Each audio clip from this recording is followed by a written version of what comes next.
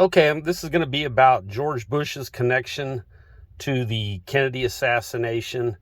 So, if you look up, this is a magazine that's in stores now about the History Channel, about the history of the CIA, and it goes over through some of the basically well-known stuff about what happened in the U.S. and the CIA over the years. Well, they kind of gloss over the fact, then they cover all the CIA directors, but they kind of gloss over the fact that George Bush was the head of the CIA. They don't even cover that. They don't mention it in the book. When they talk about 1976, they go straight to the Iran-Contra, and they overshadow they overshadow the fact that the CIA, that George Bush was sworn in as head of the CIA on January 30th, 1976.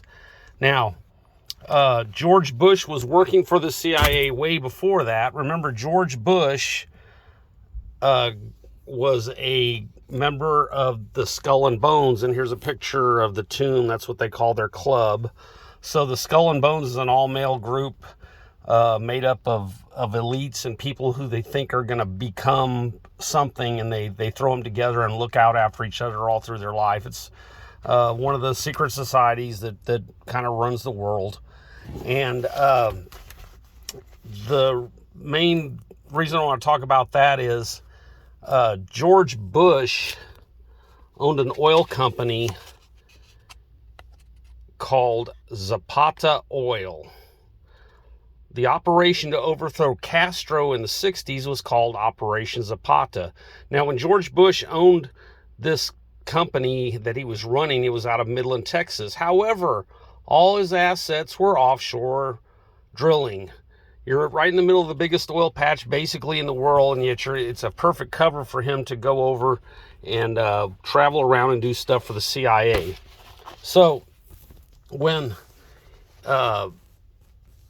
Kennedy was assassinated, I believe he was assassinated with the full knowledge of the CIA and participation thereof.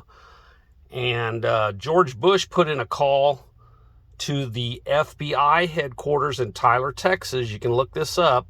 And he says, I believe John Oswald, my name is George H.W. Bush, and I believe Lee Harvey Oswald shot the president. Now, when questioned of it a few years later, he doesn't recall where he was when Kennedy was assassinated. Well, everybody back then knew of where they were when two things happened. One when Pearl Harbor was attacked, and the other one when Kennedy was assassinated. I bet any of you that are over 40 years of age know where you were when 9/11 happened. It's something that sears where you are in the mind. So George H.W. Bush was in town addressing a Kiwanis club in Dallas the day that happened. I believe he's the one that threw the bullet. He didn't shoot Kennedy. He didn't have that skill, but he was a CIA operative at the time, and he was doing stuff for the CIA, and he went in there, and he was one of the guys doing stuff. And I actually believe he's the one that walked into the hospital and dropped the magic bullet in the gurney that was near where Connally, when John Connally got shot along with the president. I think the magic bullet that they found right next to Connally that supposedly went through the president came out of Connally. I think George H.W. Bush was the one that dropped it off. So George Bush's dad was Prescott Bush, who loaned money to the Nazis and actually tried to overthrow FDR through a coup. And that coup was, he tried to get the Marine Commandant to back him, and the Marine Commandant, who really didn't like FDR at all, but he was still a Marine, he was the one that turned him in. And that Marine Commandant wrote a book called War is a Racket, and you really ought to read it.